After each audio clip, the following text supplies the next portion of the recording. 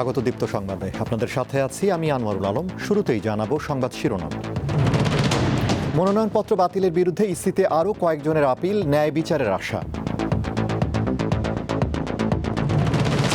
জগন্নাথ বিশ্ববিদ্যালয় কেন্দ্রীয় ছাত্র সংসদ নির্বাচনের ভোট গ্রহণ শেষ, চলছে গণনার কাজ। বিপিএল এর নিরাপত্তায় পুলিশের অপারগতা প্রকাশ, আনসার সদস্যদের যুক্ত করার সিদ্ধান্ত।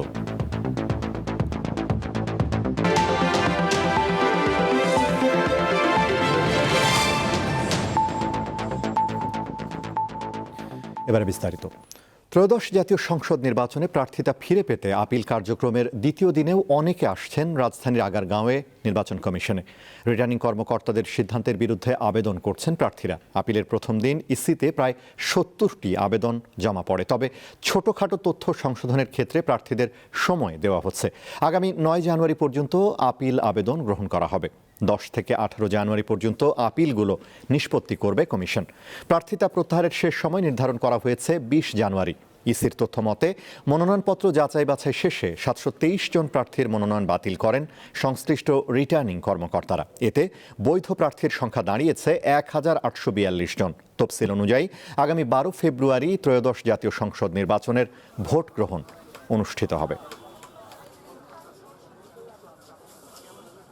আমার এই ত্রুটিটা অযোগ্যতা প্রমাণ করে না, আমার প্রার্থী হিসেবে অযোগ্যতা প্রমাণ করে না, একটা ছোট ত্রুটি। আমার প্রার্থিতা বাতিল হয়েছে, আমি সরকারি চাকরি করতাম, 3 বছর অতিবাহিত হয়নি, সেই জন্য আমার মনোনয়ন বাতিল হয়েছিল, শিক্ষাগত যোগ্যতার ভুল ছিল, সেজন্য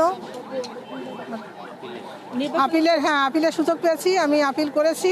আমার প্রার্থিতা বাতিল করেছে আপনার 58 টাকা নাকি আমার কাছে ভূমিকর আমি ভূমিকর দিয়ে দিয়েছি বৃহস্পতিবারে। দর্শক, এ বিষয়ে জানাতে নির্বাচন কমিশন ভবন থেকে যুক্ত হচ্ছেন সহকর্মী শিউলি শবনম। কথা বলবো তার সঙ্গে। শিউলি, দ্বিতীয় দিনে আপিলের সময় তো শেষ হয়েছে, এখন পর্যন্ত কতজন আপিল করেছেন আর আপিলের বিষয়ে তারা কি বলছেন?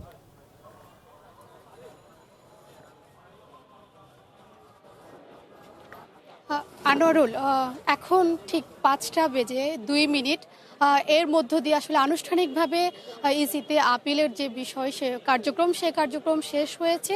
তবে যেহেতু প্রার্থীরা বিভিন্ন জায়গা থেকে তাদের আপিলের জন্য এসেছেন নির্বাচন কমিশনে, সেজন্য সেটা বিবেচনা করে আসলে যারা এখনো পর্যন্ত বুথে আছেন, অবস্থান করছেন, তাদের মনোনয়ন বিষয়ে আপিল এখনও গ্রহণ করা হচ্ছে।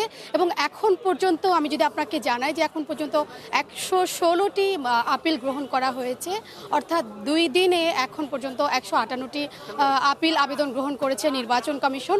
এবং এর মধ্য দিয়ে মূলত 723 জনের যে আপিল আবেদন, সেখান থেকে এই সংখ্যাগুলো এখন পর্যন্ত গ্রহণ করা হয়েছে। এবং আমরা দেখতে পেয়েছি শেষ মুহূর্তে অনেকেই অনেক দূর থেকে এসেছেন। বিশেষ করে আমি যদি উল্লেখ করি যে চট্টগ্রাম 9 আসনের জামায়াতের প্রার্থী এম ফজলুল হক, তিনি এই মুহূর্তে চট্টগ্রাম অঞ্চলে তার আপিল আবেদন নিয়ে এসেছেন। তাকে যেটা রিটার্নিং কর্মকর্তা তার দ্বৈত নাগরিকত্বের কারণে তার আপিল মনোনয়নপত্র বাতিল করেছিলেন, তিনি সেই নাগরিকত্ব ত্যাগের সপক্ষে বিভিন্ন তার প্রয়োজনীয় ডকুমেন্টস এবং তিনি আইনজীবী সহকারে আসলে এই নির্বাচন কমিশনে এসেছেন যাতে তিনি তার প্রার্থিতা ফিরে পান, সে বিষয়ে তিনি আবেদন জানাবেন। এবং একই রকমভাবে এখানে যে স্থাপিত 10টি বুথ, সেই বুথের মাধ্যমে বিভিন্ন অঞ্চল থেকে আসলে প্রার্থীরা এসেছেন এবং তারা শেষ মুহূর্তে তাদের আপিল আবেদন জমা দেওয়ার জন্য যে কার্যক্রম সেগুলো তারা চালিয়ে যাচ্ছেন এখন পর্যন্ত।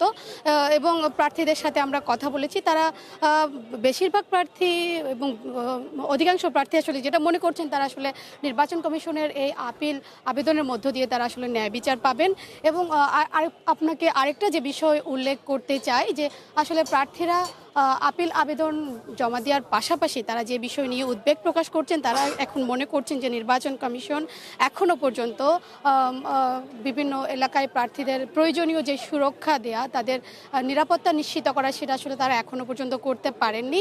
সে বিষয় নিয়ে তারা এখনও যথেষ্ট শঙ্কার মধ্যে রয়েছেন যে আসলে আদৌ সুষ্ঠু নির্বাচন হবে কিনা, হলেও সেটা আসলে কতটুকু নির্বাচন আসলে সব প্রার্থী অংশ নিতে পারবেন, সে বিষয়ে বিষয় নিয়ে তারা তাদের উদ্বেগের কথা বারবার বলছেন এবং অনেক প্রার্থী তাদের মনোনয়ন জমা দেওয়ার সময় হামলার কথা, তাদের বাড়িঘরে হামলার কথা, সে বিষয়গুলো তারা বলেছেন। এবং আপনাকে আরেকটা বিষয় জানিয়ে রাখি আনোয়ারুল, এখানে শেষ মুহূর্তে ইসিতে আজকে এনসিপির যিনি প্রতিনিধি আসিফ মাহমুদ সজীব ভুঁইয়া, তিনি আসলে এনসিপির নির্বাচন পরিচালনা বিষয়ক কমিটির প্রধান, তিনি এসেছিলেন প্রধান নির্বাচন কমিশনারের সাথে সাক্ষাৎ করতে। তিনি এসে নির্বাচন কমিশনকে আচরণ বিধি ভঙ্গের বিভিন্ন বিষয় নিয়ে নির্বাচন কমিশনের সামনে তিনি আসলে তুলে ধরেছেন এবং তিনি বলছেন যে আচরণ বিধি অনেক জায়গায় লঙ্ঘন হচ্ছে, সে বিষয়গুলো নিয়ে নির্বাচন কমিশন আসলে এখনও যথাযথ উদ্যোগ নেননি এবং তারা মনে করছেন যে যদি নির্বাচন কমিশন, সরকার এবং প্রশাসন একটি সুষ্ঠু নির্বাচন আয়োজনে নিরপেক্ষতা যথার্থভাবে দেখাতে না পারেন, সেক্ষেত্রে এনসিপির পক্ষ থেকে ঘোষণা দেওয়া হয়েছে তারা আসলে জুলাই অভ্যুত্থানের মতো আবারও রাজপথে নামবেন এবং সুষ্ঠু নির্বাচন না হলে সেক্ষেত্রে তারা আসলে নির্বাচন পর্যন্ত সময় অপেক্ষা করবেন না। এবং তাদের পক্ষ থেকে যে বিষয়টা জানানো হয়েছে যে জাতীয় পার্টি সহ যেসব দল বিগত সরকারকে সরকারে থাকতে বৈধতা দিয়েছে তারা যাতে আগামী নির্বাচনে অংশ নিতে না পারে, সেই বিষয়গুলো যেন ইসি গভীরভাবে পর্যবেক্ষণ করে এবং শুনানি, সামনের যে শুনানি অনুষ্ঠিত হবে 10 থেকে 18 জানুয়ারি পর্যন্ত, সেই শুনানিতেও তারা এইসব বিষয়গুলোর স্পষ্ট রূপরেখা দেখতে চায় এবং যাতে ন্যায় বিচার পায় প্রত্যেকে সেই বিষয়টা তারা আসলে উল্লেখ করেছেন। আনোয়ারুল, এই ছিল আমার কাছে এখান থেকে সর্বশেষ। জি শিউলি, আপনাকে ধন্যবাদ। দর্শক, নির্বাচন কমিশন থেকে জানাচ্ছিলেন আমাদের সহকর্মী শিউলি শবনম। কয়েক দফা পিছিয়ে অবশেষে অনুষ্ঠিত হয়েছে জগন্নাথ বিশ্ববিদ্যালয় কেন্দ্রীয় শিক্ষার্থী সংসদ জকসু ও হল সংসদ নির্বাচন। সকাল 9:30টায় ভোট গ্রহণ শুরু হয়, বিরতিহীনভাবে ভোট গ্রহণ চলে বেলা 3টা পর্যন্ত। ভোট কেন্দ্রগুলোর সামনে ভোটারদের দীর্ঘ লাইন দেখা গেছে। ভোট গ্রহণ শেষে ওএমআর মেশিনের মাধ্যমে ভোট গণনা করা হবে। এখন ভোট গণনার প্রস্তুতি চলছে। ছাত্রদল সমর্থিত ঐক্যবদ্ধ নির্ভীক জবিয়ান, ছাত্র শিবির সমর্থিত অদম্য জবিয়ান ঐক্য, ছাত্রশক্তি সমর্থিত ঐক্যবদ্ধ জবিয়ান ও বামপন্থী মৌলানা ভাসানী ব্রিগেড প্যানেল ছাড়া একটি আংশিক প্যানেল ও স্বতন্ত্র প্রার্থীরা নির্বাচনে প্রতিদ্বন্দ্বিতা করছেন। এর আগে 2 দফা জকসু নির্বাচন পেছানো হয়। জগন্নাথের প্রথম ভোট আর আমাদেরও স্টুডেন্ট লাইফের প্রথম ভোট, আর অনেক আয়োজন করা হয়েছে এখানে। পরিবেশ নিয়ে কোনো কমপ্লেন নেই, কিন্তু সমস্যা হলো ভোটার আমরা যতটুকু আশা করেছিলাম অতটুকু নেই, সেই জায়গায় একটু হতাশাজনক। ভালোই লাগতেছে, আমিও ভোট দিতে মাত্র আসলাম। ক্যাম্পাসের গেটে ছাত্রদল যেরকম আচরণবিধি লঙ্ঘন করছিল, কিছু ক্ষেত্রে উত্তেজনাকর পরিবেশ তৈরি করছিল, বিষয়গুলো আমাদেরকে হতাশ করেছে। দর্শক, এ বিষয়ে জানাতে জগন্নাথ বিশ্ববিদ্যালয় প্রাঙ্গণ থেকে যুক্ত আছেন সহকর্মী সোহাগ আহমেদ। কথা বলবো তার সঙ্গে। সোহাগ, ভোট গ্রহণ নিয়ে প্রতিদ্বন্দ্বী প্রার্থীরা কি বলছেন আর ভোট গণনা কোন পর্যায়ে রয়েছে আমাদের জানাবেন? আনোয়ারুল, আপনি যেমনটি বলছিলেন, জগন্নাথ বিশ্ববিদ্যালয় কলেজ থেকে বিশ্ববিদ্যালয়ে জন্ম নেওয়ার পর থেকে এই প্রথম ভোট শুরু হলো, তাই তো ভোটারদের ভিতর ছিল নানা উৎসাহ উদ্দীপনা। এর মাধ্যমে কিন্তু বেলা 3টায় অর্থাৎ 178টি বুথ রয়েছে মোট 5টি ভবনের 39টি কেন্দ্রে সেই বুথের কিন্তু যে ব্যালট বাক্স রয়েছে সেই ব্যালট বাক্স কিন্তু নিয়ে যাওয়া হয়েছে, এক জায়গায় একত্রিত করা হয়েছে। কিছুক্ষণ পরে কিন্তু এই ভোট গণনা করবে, তবে প্রশাসন থেকে বলেনি যে কতক্ষণে এই ভোট গণনা শুরু হবে। একটু আগে আমরা দেখলাম আমাদের পাশ থেকে আরো 3টি ব্যালট বাক্স। আপনি যেমনটি বলছিলেন যে আসলে 4টি প্যানেলে 21টি পদে স্বতন্ত্র প্রার্থী মিলিয়ে মোট 157 জন প্রার্থী কিন্তু প্রতিদ্বন্দ্বিতা করছে, যেখানে ভোটার সংখ্যা 16,645 জন। এই নির্বাচনের মাধ্যমে কিন্তু 1 বছরের জন্য কেন্দ্রীয় সরকার গঠন করা হবে এবং শিক্ষার্থীদের সাথে আমরা কথা বলেছি, তাদের ভিতরে কিন্তু ব্যাপক উত্তেজনা দেখেছি আমরা। তারা খুবই আনন্দিত হয়েছে যে জীবনের প্রথম তারা ভোট দিয়েছে, তাও আবার তার বিশ্ববিদ্যালয়ের ক্যাম্পাসে এই প্রথম ভোট দিয়ে তারা যাত্রা শুরু করেছে এবং কোনো ধরনের অপ্রীতিকর ঘটনা যাতে না ঘটে সে কারণে আইন শৃঙ্খলা বাহিনী কিন্তু চাদরে মোড়ানো ছিল টোটাল এই জগন্নাথ বিশ্ববিদ্যালয়। আমরা কিন্তু বাহিরে দেখেছি, বাহিরে ছিলাম যখন, তখন দেখেছি যে আসলে আইন শৃঙ্খলা বাহিনী কখনো কাউকেই প্রবেশ করতে দেয়নি, শুধুমাত্র যারা ভোটার এবং গণমাধ্যমকেও প্রবেশের ক্ষেত্রে কিন্তু তাদের যে নির্ধারিত পাস রয়েছে সেটি ছাড়া বহিরাগত কাউকে কিন্তু ভিতরে প্রবেশ করতে দেয়নি। অর্থাৎ এখন আমরা ভিতরে অবস্থান করছি, সেখানেও কিন্তু ব্যাপক আকারে আপনার আইন শৃঙ্খলা বাহিনী মোতায়েন রয়েছে, যাতে এই ভোট কেন্দ্র গণনা থেকে শুরু করে বা যখনই বিজয় ঘোষণা করা হবে যেন কোনো প্রকার অপ্রীতিকর ঘটনা না ঘটে সে কারণে। এবং আমরা দেখলাম যে জগন্নাথ বিশ্ববিদ্যালয়ের যে প্রশাসনিক যে যারা দায়িত্বে রয়েছেন তারা কিন্তু একাধিকবার মাইক অ্যানাউন্স করছেন যে যারা স্টুডেন্ট শিক্ষার্থীরা রয়েছে বা বাহিরে যারা রয়েছে তাদেরকে কিন্তু ক্যাম্পাস থেকে চলে যাওয়ার জন্য বারবার নির্দেশনা দিচ্ছে। কিন্তু তারপরেও আমরা দেখলাম যে আসলে সকালে কিন্তু ভোটার সংখ্যা খুব কম ছিল, বেলা বাড়ার সাথে সাথে কিন্তু ভোটারদের সংখ্যা বেড়ে যায়। তবে ভোটাররা বা অন্যান্য পদপ্রার্থী যারা রয়েছেন তারা কিন্তু বলেছেন যে কয়েক দফা ভোট পিছিয়ে যাওয়ায় যে ভোটার রয়েছে তারা কিন্তু আসেনি। তবে আশানুরূপ ভাবে ভোট কেন্দ্রে ভোটাররা না আসলেও এই যে প্রথম ভোট যে বা এতদিন পরে যে উৎসব মুখর ভোট যে গ্রহণ চলছে সেটিতে তারা ব্যাপক খুশি। তো আমরা আসলে আর কতক্ষণ পরে যে জানা যাবে যে বিজয়ী কারা হয়েছে বা কি অবস্থা, এই বিষয়গুলোর জন্য আমাদেরকে আরো সময় অপেক্ষা করতে হবে। তবে আমরা কিছুক্ষণ আগে শুনলাম যে ভোট গণনার জন্য যে প্রস্তুতি সেটি কিন্তু চলমান রয়েছে। আনোয়ারুল। সোহাগ, আপনাকে ধন্যবাদ। জগন্নাথ বিশ্ববিদ্যালয় থেকে জানাচ্ছিলেন সহকর্মী সোহাগ আহমেদ। জুলাই গণঅভ্যুত্থানে কারফিউ দিয়ে ছাত্র জনতাকে হত্যায় উস্কানি সহ মানবতা বিরোধী অপরাধের মামলায় সাবেক প্রধানমন্ত্রী শেখ হাসিনার উপদেষ্টা সালমান এফ রহমান এবং সাবেক আইনমন্ত্রী আনিসুল হকের বিরুদ্ধে অভিযোগ গঠন বিষয়ে আদেশ দেওয়া হবে আগামী 12 জানুয়ারি। মঙ্গলবার আসামিদের বিরুদ্ধে অভিযোগ গঠনের শুনানিতে অংশ নেয় প্রসিকিউশন। এছাড়া আসামি পক্ষ থেকে তাদের অব্যাহতির আবেদন করা হয়। শুনানি শেষে বিচারপতি মোহাম্মদ গোলাম মুর্তুজা মজুমদারের নেতৃত্বাধীন 2 সদস্যের ট্রাইব্যুনাল 1 আদেশের দিন ঠিক করে। প্রসিকিউশনের দাবি, কারফিউ চলাকালে আন্দোলনকারীদের শেষ করে দেওয়ার এই প্ররোচনা হত্যাকাণ্ডে উস্কানি হিসেবে কাজ করেছে। আর আসামি পক্ষের আইনজীবীরা মামলা থেকে আসামিদের অব্যাহতির আবেদন জানান। সকালে এই মামলার 2 আসামিকে ট্রাইব্যুনালে হাজির করা হয়। দীর্ঘ শুনানিতে আমি অনারেবল ট্রাইব্যুনালে বলেছি যে সব অভিযোগ আমার এই আসামি সালমান এফ রহমান এবং আনিসুল হকের বিরুদ্ধে আনয়ন করা হয়েছে সেটা রাষ্ট্রপক্ষ কর্তৃক দাখিলকৃত যেসব তথ্যপত্র দেওয়া হয়েছে সেটা প্রমাণ করে না। এই দুজনের সরকারের ডিসিশন মেকিংয়ে তাদের উল্লেখযোগ্য ভূমিকা ছিল।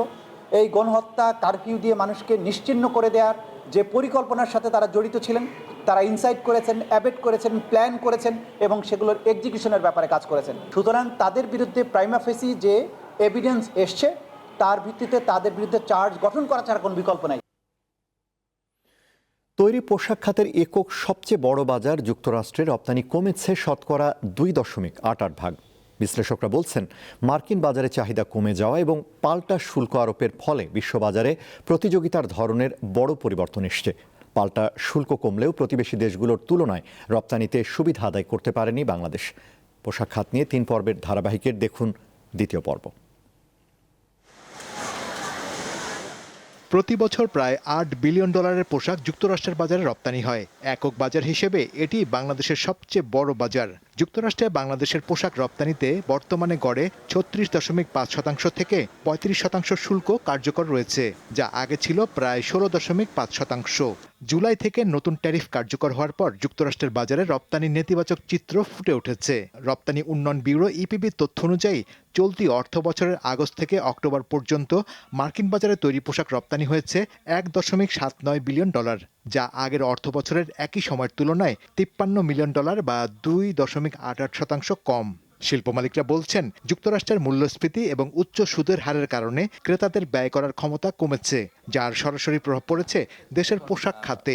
ইউএসএ এখনও আমরা একটু নেগেটিভে আছি এবং আমরা আমাদের যেভাবে আমাদের লক্ষ্যমাত্রা অর্জন করার যে একটা থাকে, প্রবৃদ্ধি অর্জন করতে হবে, তাহলে আমি লক্ষ্যমাত্রা অর্জন করতে পারবো, সেটা হচ্ছে না। সেটার থেকে আমরা পিছিয়ে আছি। একটা জায়গায় যে থেমে গেছে, যেটা হলো আশাবাঞ্জক ছিল প্রবৃদ্ধি হবে, কিন্তু যেহেতু কনজিউমারের রিয়াকশন, তাদের বাইং ক্যাপাসিটি একটা জায়গায় যে হোঁচট খেয়েছে, সুতরাং আপাতত প্রবৃদ্ধি হচ্ছে না। ইন ফিউচার আমরা এক্সপেক্ট করতেই পারি। রপ্তানি আয় বাড়াতে বাজার বহুমুখীকরণ, উচ্চ মূল্যের ফ্যাশনেবল পোশাক তৈরি এবং ডেলিভারির সময় কমিয়ে আনার উপর জোর দিচ্ছেন বিশ্লেষকেরা। সেই বাজারের ঢুকতে হলে কিন্তু আমাদের প্রস্তুতিটা দরকার আছে। তো সেইগুলোর সুবিধা নিতে হলে, অন্যের বাজার হারানোর সুবিধাটা যদি আমরা নিতে চাই, তাহলে আমাদেরকে প্রস্তুতিটা নিতে হবে, আমাদের আরও বিনিয়োগ করতে হবে, আরও আমাদের দক্ষ শ্রম শক্তি লাগবে এবং উৎপাদনশীলতা বাড়াতে হবে। রপ্তানিকারকদের আশা, প্রতিকূল পরিস্থিতির মধ্যেও 2026 সালের প্রথম প্রান্তিকে বাজার স্থিতিশীল হয়ে উঠতে পারে। শাহরিয়ার ইমন, দীপ্ত সংবাদ, ঢাকা। এবারে কেওয়াই স্টিল চট্টগ্রাম সংবাদ।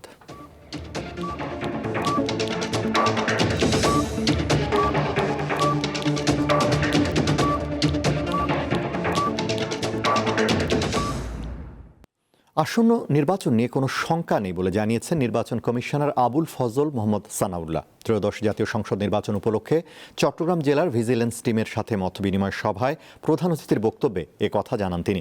নির্বাচন কমিশনার আরও বলেন, 13 ডিসেম্বর থেকে এ পর্যন্ত প্রায় 200টি লুট হওয়া অস্ত্র উদ্ধার হয়েছে। মাঠ পর্যায়ে আইন শৃঙ্খলা রক্ষায় প্রয়োজনীয় সব ব্যবস্থা নেওয়া হয়েছে। আচরণবিধি প্রতিপালনে রাজনৈতিক দল ও প্রার্থীদের ক্ষেত্রে কমিশন কঠোর অবস্থানে থাকবে বলে জানান এই কমিশনার। এ সময় গণমাধ্যমের স্বচ্ছতার ও নিরপেক্ষতার সাথে দায়িত্ব পালনের পরামর্শ দেন তিনি। কেউ এই ডেটারেন্ট ফোর্স অ্যাপ্লাই করার পরেও যদি তারপরেও কোনো নাশকতামূলক কর্মকাণ্ড করার প্রয়াস পায়, সে যেন পালাতে না পারে। রাঙামাটি সরকারি বালিকা উচ্চ বিদ্যালয়ের শিক্ষক অবমাননার বিচারের দাবিতে সড়ক অবরোধ কর্মসূচি পালন করেছেন বর্তমান ও প্রাক্তন শিক্ষার্থীরা।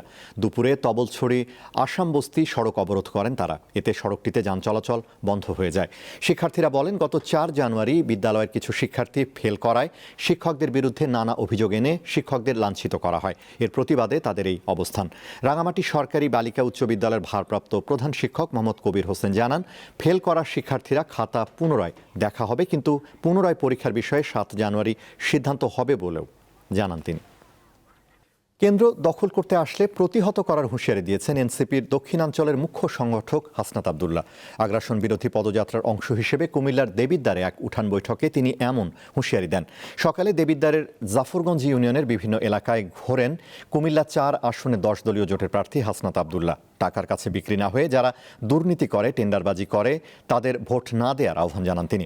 এবার পেশি শক্তি দেখিয়ে ভোট কেন্দ্র দখল করতে আসলে তাদের প্রতিহত করা হবে বলে জানান তিনি। এ সময় জামায়াত ও এনসিপি নেতৃবৃন্দ উপস্থিত ছিলেন।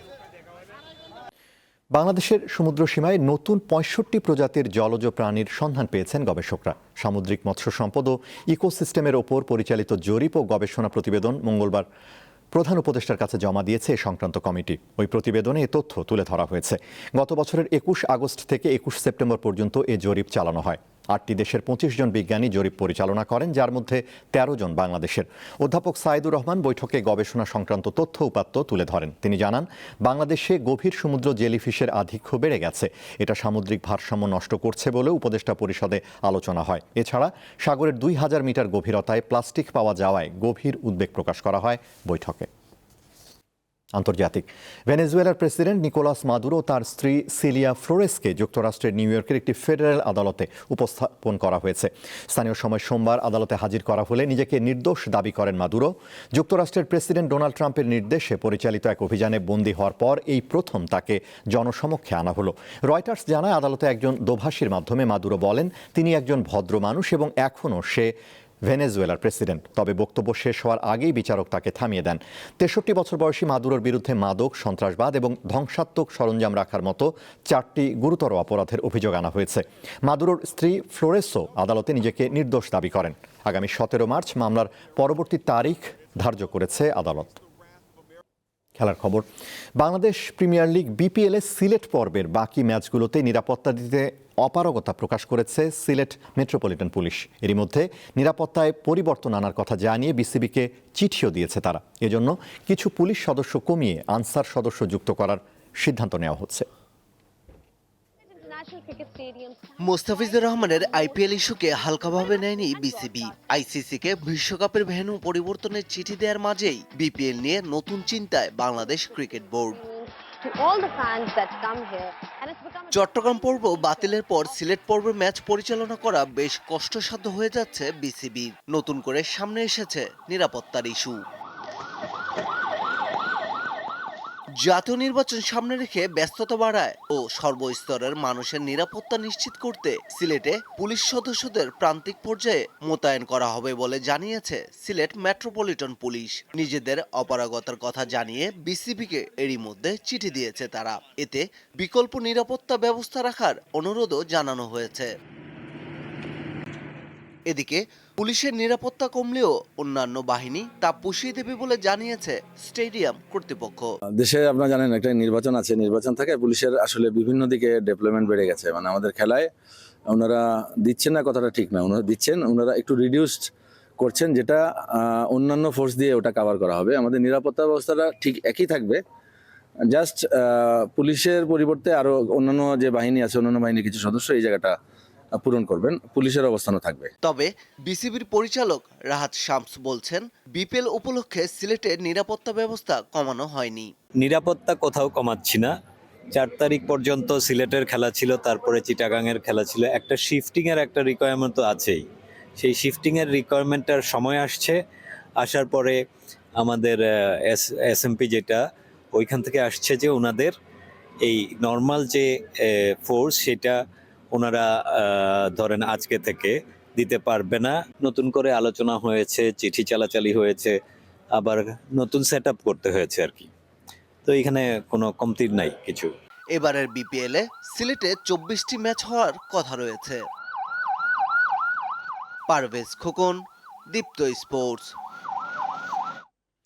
শেষ করব দীপ্ত সংবাদ, তার আগে সংবাদ শিরোনামগুলো জানাবো আরও একবার। মনোনয়নপত্র বাতিলের বিরুদ্ধে ইসিতে আরও কয়েকজনের আপিল, ন্যায় বিচারের আশা। জগন্নাথ বিশ্ববিদ্যালয় কেন্দ্রীয় ছাত্র সংসদ নির্বাচনের ভোট গ্রহণ শেষ, চলছে গণনার কাজ। বিপিএল এর নিরাপত্তায় পুলিশের অপারগতা প্রকাশ, আনসার সদস্যদের যুক্ত করার সিদ্ধান্ত।